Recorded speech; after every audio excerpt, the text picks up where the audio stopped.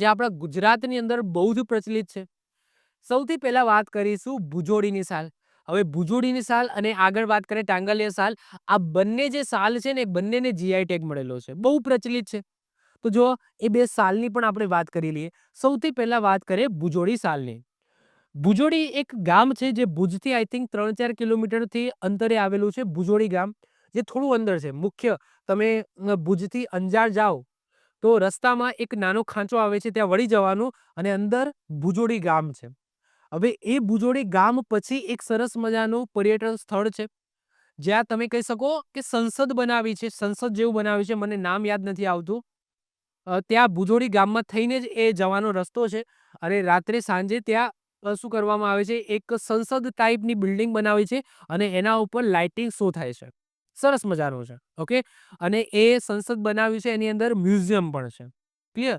તો એક પાર્ક જેવું છે, આઈ થિંક ઇન્ડિયા જેવું કંઈક નામ છે, મને ખાસ યાદ નથી, પરંતુ એ પર્યટન સ્થળ છે અને ભુજોડી ગામમાં થઈને જ ત્યાંથી જવાય છે. ઓકે. ભુજોડી ગામની વાત કરીએ તો ભુજોડી ગામ છે ત્યાંનું ભરતકામ બહુ વખણાય છે અને ખાસ ભુજોડી ગામની સાલ વખણાય છે. વાત કરીએ આપણે ભુજોડી સાલની જે કચ્છની અંદર છે, તો ભુજોડી એ ગુજરાતના ભુજ નજીક આવેલું એક ગામ છે જે ભુજોડી સાલ તરીકે ઓળખાતી એક પ્રકારની સાલ વણાટ માટે પ્રખ્યાત છે, જેને કચ્છની સાલ પણ કહેવામાં આવે છે. એવું કહેવાય છે કે લગભગ 500 વર્ષ પહેલા એક વણાટ સમુદાય રાજસ્થાનથી ભુજોડીની અંદર સ્થાનાંતરિત થયો અને રબારી સમુદાય માટે સાલ વણાટ બનવાનું એમને શરૂ કર્યું.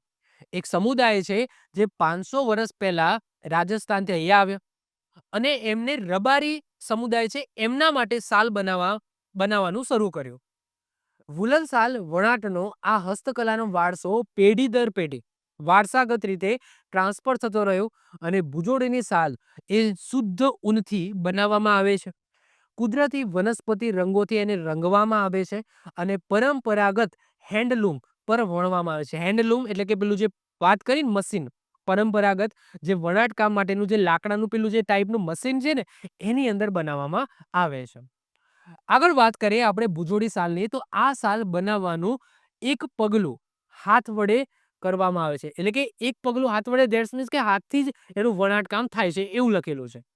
આ સાલ પર ભૌમિતિક રૂપરેખાઓ વણાયેલી હોય છે, જેમાં મુખ્યત્વે મોટિવ્સ ધેટ્સ મીન્સ કે મુખ્ય ડિઝાઇનની અંદર ત્રિકોણાકાર, ચૌમુખ, પંચકો, પછી વાખ્યો, સતકણી, પછી ધંડા છે, પછી મોતિયા, પછી ડુમરું, પંથિયા વગેરેનો સમાવેશ થાય છે. આ બધા શું છે? અમુક અલગ અલગ ભૌમિતિક આકારો છે. એમની ભાષામાં આ અલગ અલગ નામ લખેલા છે. તો આ બધા શું છે? મોટિવ્સ છે. મોટિવ્સ એટલે કે મુખ્ય ડિઝાઇનો છે. તો આ જુદા જુદા જે ભૌમિતિક રૂપ છે એ પરંપરાગત એમના નામો છે. આ સાલ વણવા માટે કાચા મેરીનો ઘેટો, આ મેરીનો ઘેટો આપણે ચલાવ્યો હતો આઈ થિંક ગુજરાતની ભૂગોળની અંદર પ્રાણી સંપત્તિમાં. તો મેરીનો ઘેટો એ ઘેટાની સંકર જાત છે. તો મેરીના ઘેટાના ઊનનો ઉપયોગ થાય છે. આ કાચું ઊન રાજસ્થાન, લુધિયાણા અને ઓસ્ટ્રેલિયા અને સ્થાનિક લોકો પાસેથી મંગાવવામાં આવે છે. એટલે કે એક્ઝામની અંદર પૂછાય કે આ જે ભુજોડી સાલ છે એનું મુખ્ય ફેબ્રિક કયું હોય છે? તો વૂલ હોય છે. વૂલ એટલે કે ઊન હોય છે. અને એ જે ઊન છે એ કાચા માલ તરીકે મુખ્યત્વે મેરીનો ઘેટો, એનું જે ઊન હોય છે, આ ઘેટો મેરીનો ઘેટો એક ઘેટાની સંકર જાત છે. ઓકે. તો મેરીના ઘેટાનો ઊનનો ઉપયોગ થાય છે જે રાજસ્થાન, લુધિયાણા, ઓસ્ટ્રેલિયા અને સ્થાનિક જે લોકો છે એમની પાસેથી મંગાવવામાં આવે છે. આ કાચા ઊનને ચરખા નામના સ્પિનિંગ વ્હીલનો ઉપયોગ કરીને યાનમાં કાપવામાં આવે છે. યાનનો મતલબ થાય દોરા, જેનાથી એ સાલ બનવાની છે. યાનને વધુ મજબૂત બનાવવા માટે આ યાનને ફરી વાળીને કડક કરવામાં આવે છે અને નાના બીમ પર ઘા કરવામાં આવે છે. જો આ એની પદ્ધતિ છે. તો આ મશીન છે, હેન્ડલૂમ મશીન છે, તમે જોઈ શકો છો. આ યાન છે, આને જુદા જુદા આપણે યાન કહીશું, દોરા કહીશું. ઓકે. તો આ રીતના ઘા કરવામાં આવે છે. ઘા ધેટ્સ મીન્સ કે એને ધક્કો મારીને આ રીતના સાલ બનાવવા વખતે જે ધક્કો મારવામાં આવે છે એ રીતના ઘા કરવામાં આવે છે. તો આ રીતના આખી પદ્ધતિ છે જેની મેં ઇમેજીસ મૂકેલી છે. વણાટ પહેલા ઘઉંના લોટના પેસ્ટમાં સ્ટાર્ચ કરવામાં આવે છે. ઘઉંના લોટના પેસ્ટની અંદર એ યાન છે એને ડબોળવામાં આવે છે.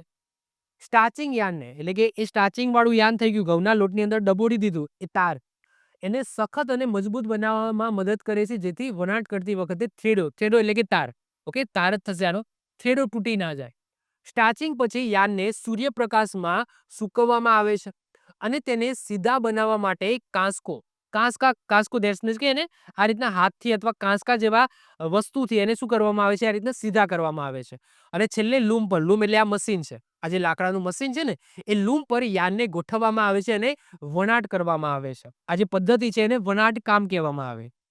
વણાટની પ્રેક્ટિસ ઉત્સુક કારીગરો દ્વારા કરવામાં આવે છે, કારણ કે વણકર ડિઝાઇનને બનાવતી વખતે દરેક એક સ્ટ્રેન્ડની ગણતરી કરવાની હોય છે. વર્ષ 2003માં ભુજોડીની સાલને શું મળેલો છે? જીઆઈ ટેગ મળેલો છે. આપણે યાદ રાખીશું. ક્લિયર? ચલો, તો આ થઈ ગઈ તમારી સરસ મજાની ભુજોડી સાલ. આવી જ રીતના ઓછા સમયની અંદર મહત્વપૂર્ણ નોલેજ મેળવવા માટે અને મને સપોર્ટ કરવા માટે આજે જ આપણી યુટ્યુબ ચેનલ ટીચિંગ કિશન ક્લિપને સબસ્ક્રાઇબ કરો.